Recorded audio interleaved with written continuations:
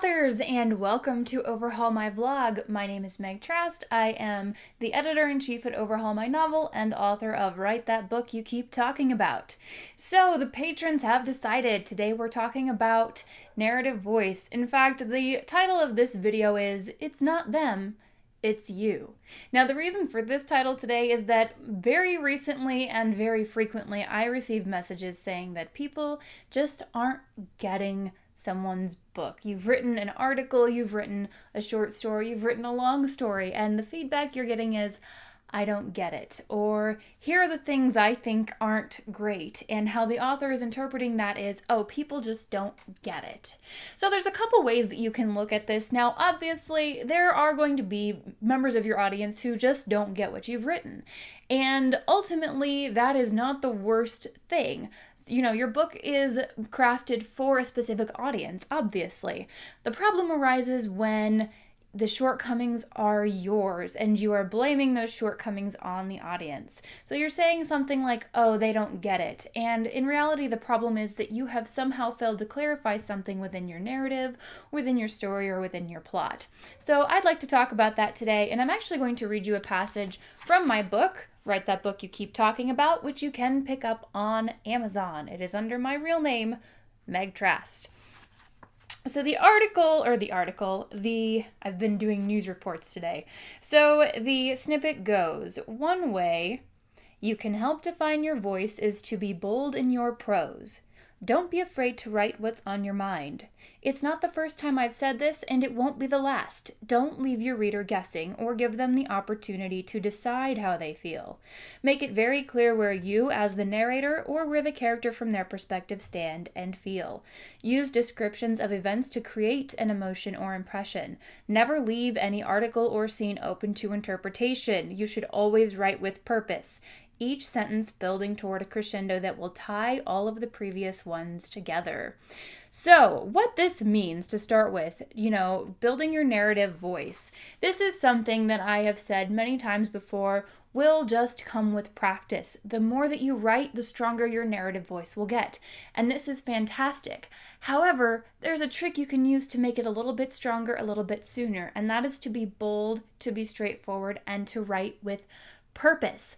So let's say you're wanting to create a scene and you want your reader to take away a very specific emotion. Don't write vague paragraphs and then hope that that's what your reader takes away from it. Write each paragraph with the intention of inflicting that emotion. And if you're not sure how to do that, there are so many articles online. How to make your readers feel sad, how to make your readers feel excited, how to make your readers' hearts race. You can see some of them on my blog at overhaulmynovel.com/blog. But what I'm saying is do your research and figure out what things make your audience members tick. Figure out what it is that inspires them to feel the intended emotion. So let's talk about this from a perspective of perhaps a poet or someone who writes a little bit more literary, in the literary sense. Even in those mediums, you have an intention. You have something that you want your audience to take away from what you have written. Some people aren't going to get it. But it shouldn't be the people who are your target audience. Your target audience should feel targeted. They should feel like your words are speaking to them. And if you have been passing your work around to your target audience, if you've had beta readers or critique partners who are within your target audience and none of them have any positive feedback for you about what you've written, take a moment to reconsider if you are clearly communicating your point. On more than one occasion, I've had someone send me a piece of literature and say, I need this edited because nobody gets it. Or they've sent something to me and when I give them my feedback, they brush it away. I guess you just don't get it either. And a lot of this goes away. A lot of this problem goes away when you are willing to listen and to accept feedback. So when your audience tells you that something doesn't sit right or something doesn't seem right or read right or flow right or whatever it is, don't immediately blame it on them and whether or not they get it. Because if you do that, you're never going to grow, you're never going to improve, and there's a very high chance that no one is ever going to get it. So do your best not to brush off that kind of feedback. Now, that being said, don't take everything to heart either. I've talked about this before, but I'd like to do so at length at some point, not in this video. But sometimes authors get critique or feedback from either beta readers or a critique group or critique partner, and what they feel they must do is incorporate all of that feedback into their story. That's not true. You do not have to incorporate every single piece of feedback.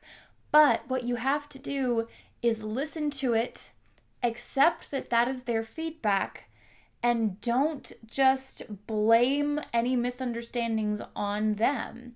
Decide from as objective a viewpoint as you can if what they are telling you is true, if what they are telling you really does need to be fixed or changed or altered somehow. And if you're afraid to make those judgment calls on your own, go back to your source material and figure out what exactly it is that you want the reader to come away with. And when you know, then you are more able to put that onto your page and to convey that to your readers. So don't be afraid to be bold. Don't be afraid to say what you mean.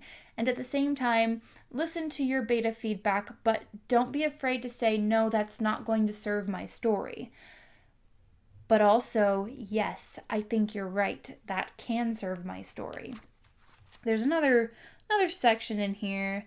Never leave any article or scene open to interpretation. Now, if you are writing literary prose and what you want is for your audience to interpret something, two things. One, that's totally fine. And two, you can't complain that someone just doesn't get it because you're specifically leaving it open to interpretation, because you are inviting your audience to interpret it in the way that is best to them.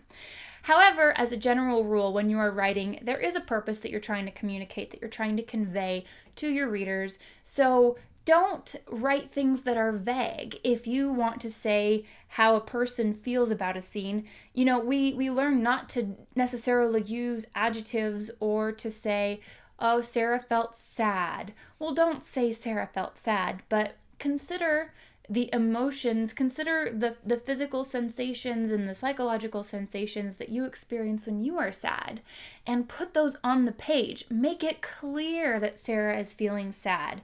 Don't just make something sad happen to Sarah and then hope that your audience will know Sarah is sad. You have to tell them. That's part of how we craft a colorful, vibrant, tangible world for our readers. And if you leave it open to interpretation, it's going to feel very lackluster. I didn't have much else to say about this. I know this is a short video, but it's something that's kind of been on my chest, and it really, really irks me when authors blame their shortcomings on the audience. So if that's a problem that you've been experiencing, take a moment to really consider your feedback and ask yourself how valid it is and how much of it you should apply to your work. And if you're still feeling like no one's getting it, then maybe you need to keep searching for your target audience. Or maybe your target audience is so niche and so small that it's only you. And if that's the case, that's fine, but you have to accept that. You have to accept that you are writing this thing for yourself and for yourself alone, and don't get upset when other people are not getting it or understanding it. Please remember to like this video and subscribe to my channel for more writing advice, and you can help pick the topic for the next vlog and support my blog, my vlog, and all of the free editing advice that I really hope helps you guys. If you head on over to patreon.com/overhaulmynovel, that's patreon.com/overhaulmynovel. You can get access to writing prompts. I'm giving out critiques. I'm giving out this month, if you subscribe by the 28th, you will get a personalized postcard with one of these little Overhaul My Novel stamps on it. This is a wax stamp. It is textured. It's kind of hard to see from this angle. Hopefully you'll like them. Everyone that has gotten one thinks they're pretty cool. So check it out and leave a comment down in the comment section below with suggestions for upcoming videos. My name is Meg Trust, and I hope to see you next time.